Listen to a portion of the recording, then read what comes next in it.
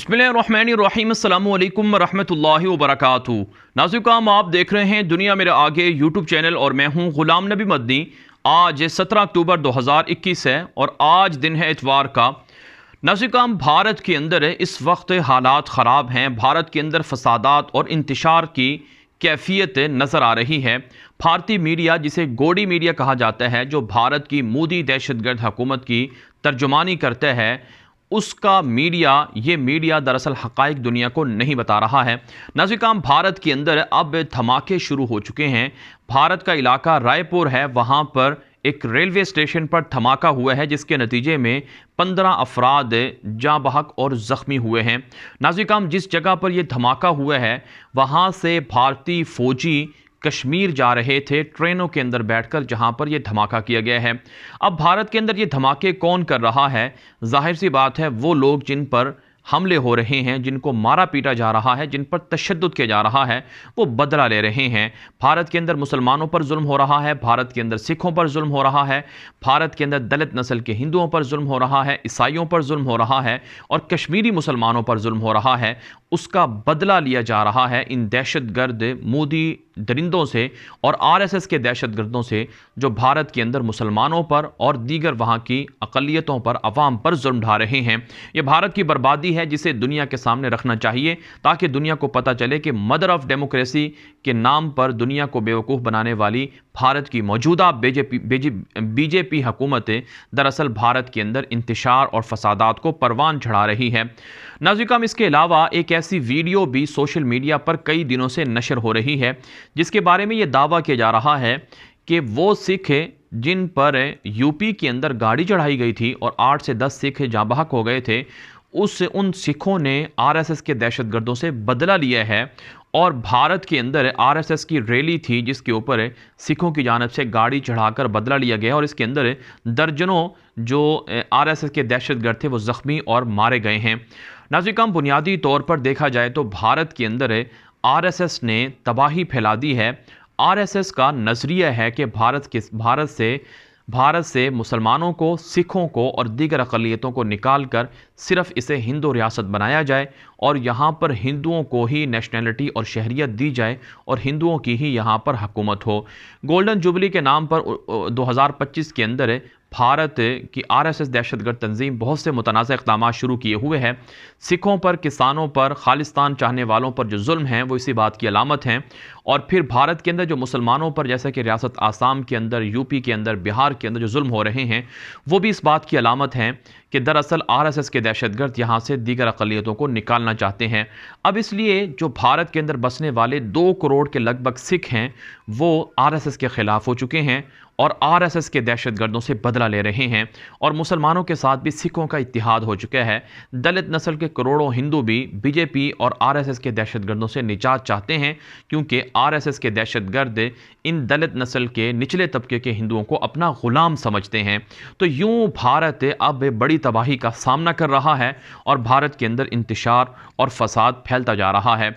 दूसरी तरफ से नाज़रीन, चीन के हाथों भी भारत की तबाही और बर्बादी का सिलसिला जारी है।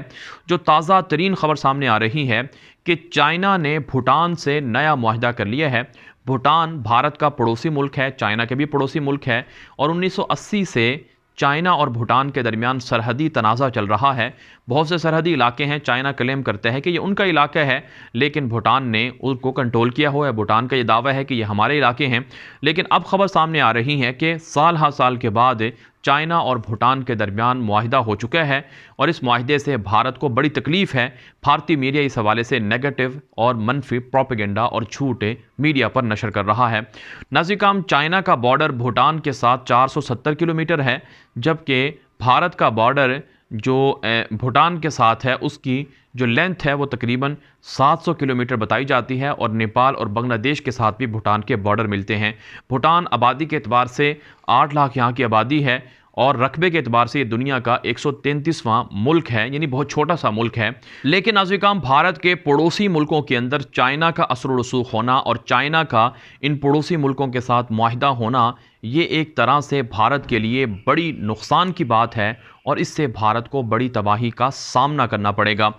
नाज़रीन, इत्तलात ये भी सामने आ रही हैं कि भारत के ख़िलाफ़ जो चाइना की फ़ौजें हैं वो भी काफ़ी हद तक स्ट्रॉन्ग हो चुकी हैं, मजबूत हो चुकी हैं।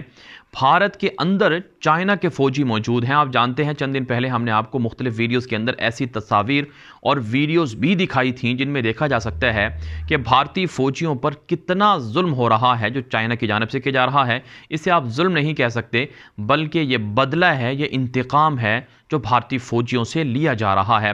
भारतीय फ़ौजियों को मार मार कर इतना मारा गया है, इतना पीटा गया है कि शायद इसकी मिसाल दुनिया की मौजूदा तारीख में नहीं मिलती है। और ऐसी ऐसी वीडियोज़ और फुटेज चाइना के जारी कर रहा है जिससे भारतीय फ़ौजियों के मोराल पस्त हो चुके हैं। तो बहरहाल का मजमूई तौर पर अगर हम ये बात कहें कि चाइना भारत के इलाकों पर कंट्रोल कर रहा है। अरुणाचल प्रदेश जो भारत की रियासत है, चाइना का क्लेम है कि ये इसकी रियासत है, इस पर भारत का नाजायज़ कब्ज़ा है, हम इसे छुड़वा कर रहेंगे। और हमारी इतलात ये हैं कि चाइना लद्दाख के अंदर और दीगर सेक्टर्स के अंदर भारत के ख़िलाफ़ फ़ौजों को उतारे हुए है और चाइना भारतीय इलाकों पर कब्ज़ा कर रहा है, जंगी मशक़ें कर रहा है, नए हथियारों को पहुंचा रहा है और भारतीय सरज़मीन पर जदीद एडवांस टेक्नोलॉजी इंस्टॉल कर रहा है। माहिरीन दुनिया के इस बात पर मुत्तफ़िक हैं कि एक बड़ी जंग चाइना और भारत के दरमियान हो रही है जो भारत को तबाही की तरफ धकेलेगी और चाइना को इसमें बड़े फ़ायदे मिलेंगे। दूसरी तरफ से पाकिस्तान और कश्मीरी भी चीन और भारत की कशीदगी से फ़ायदा उठाकर अपने अहदाफ को अचीव कर रहे हैं और कई पाकिस्तान के और जो कश्मीरी मुसलमान हैं उनके अहदाफ इसमें हासिल हो रहे हैं और भारत इस हवाले से बेहद परेशान है। लेकिन वही बात है कि गोडी मीडिया और भारतीय मीडिया इस हवाले से लोगों को दुरुस्त मालूमात फराहम नहीं करता है। अब नाज़रीन, हम आपको एक और बड़ी ख़बर आपके सामने रखते हैं। ये ख़बर बुनियादी तौर पर अफ़गानिस्तान के और भारत के ताल्लुकात के हवाले से है। आप जानते हैं अफ़गान तालिबान की इस्लामी इमारत अफ़गानिस्तान के अंदर आ चुकी है, लेकिन दूसरी तरफ से भारत साजिशें भी कर रहा है और मुनाफ़कत भी कर रहा है, दोगलापन भी कर रहा है। भारत की जानिब से जो दाइश के दहशतगर्द हैं उनको सपोर्ट करके तरबियत देकर अफ़गानिस्तान उतारा जा रहा है और भारत अमरुल्लाह साले को, अशरफ गनी को और उनकी जो बाकियात हैं उन्हें भी सपोर्ट कर रहा है। तो एक तरफ से ये सारा मामला है भारत का, यानी तालिबान की इस्लामी इमारत को नाकाम बनाने के लिए, और दूसरी तरफ से भारत तालिबान के साथ दोस्ती भी करना चाहता है। नाज़रीन, अब जो ख़बर सामने आई है कि भारत ने दिल्ली के अंदर ख़ित्ते के ममालिक के जो नेशनल सिक्योरिटी एडवाइज़र हैं, जो हर मुल्क के अंदर सलामती के जो मुशीर होते हैं, उनका एक इज्तिमा बुलाया है। भारत का जो सलामती का मुशीर है उसका नाम अजीत डोवल है।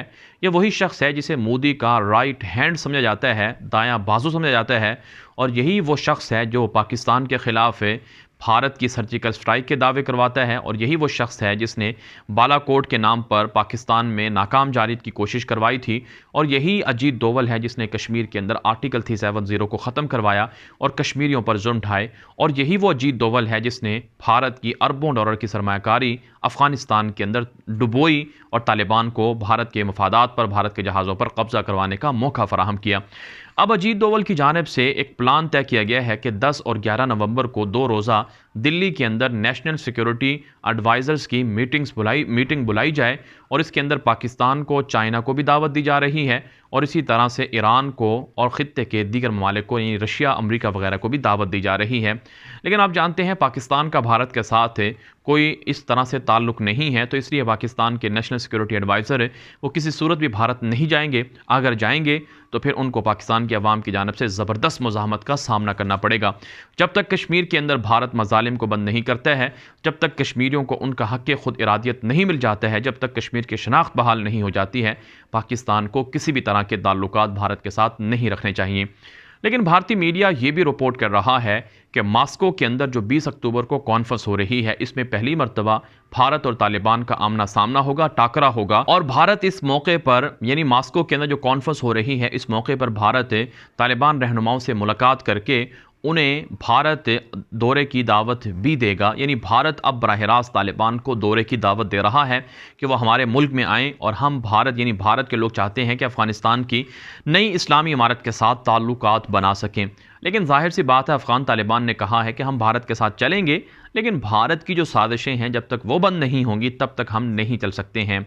दरअसल भारत अफ़गानिस्तान के अंदर अरबों डॉलर की सरमायाकारी करके हार चुका है, शिकस्त खा चुका है। भारत की रॉ एजेंसी के जो अड्डे थे, मराकज़ थे दहशतगर्दी के, वो सब बंद हो चुके हैं।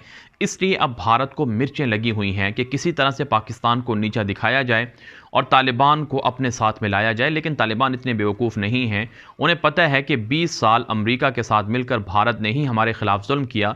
20 साल अमेरिका के ग़ुलामों को, अशरफ गनी, हामिद करज़ई जैसे लोगों को भारत ही ने सपोर्ट किया। मोदी ने यहाँ पर दहशतगर्दी करवाई, दाइश को सपोर्ट किया। दाइश के लोग आकर अफ़गानिस्तान के अंदर भारत से तरबियत लेकर आकर यहाँ हमला करते रहे। इसलिए तालिबान इतने कच्चे नहीं हैं कि वो भारत के साथ इतनी आसानी से ताल्लुकात बना लेंगे। हाँ, ताल्लुकात रखेंगे लेकिन बराबरी की सतह पर। और भारत को तो ख़तरा ये भी है कि कश्मीर के अंदर जो भारतीय फ़ौज पर हमले हो रहे हैं, इसके अंदर तालिबान का हाथ है। और भारत के अंदर जो मुसलमान अब जिहाद या आज़ादी का नारा लगा रहे हैं, इसके अंदर भी तालिबान का हाथ है। और भारत को बड़ी फ़िक्र है कि अगर तालिबान के साथ हमारी दोस्ती या सुलह ना हुई तो अफ़गान तालिबान हमारे मुल्क के अंदर आ सकते हैं और महमूद गज़नवी के ख्वाबों को पूरा कर सकते हैं और कश्मीर को आज़ाद करवा सकते हैं, भारतीय मुसलमानों को आज़ाद करवा सकते हैं। लेकिन मेरे अल्लाह का फ़ैसला अटल है कि ज़ालिमों का अंजाम हमेशा इबरतनाक होता है, मज़लूमों को ज़रूर इंसाफ मिलता है।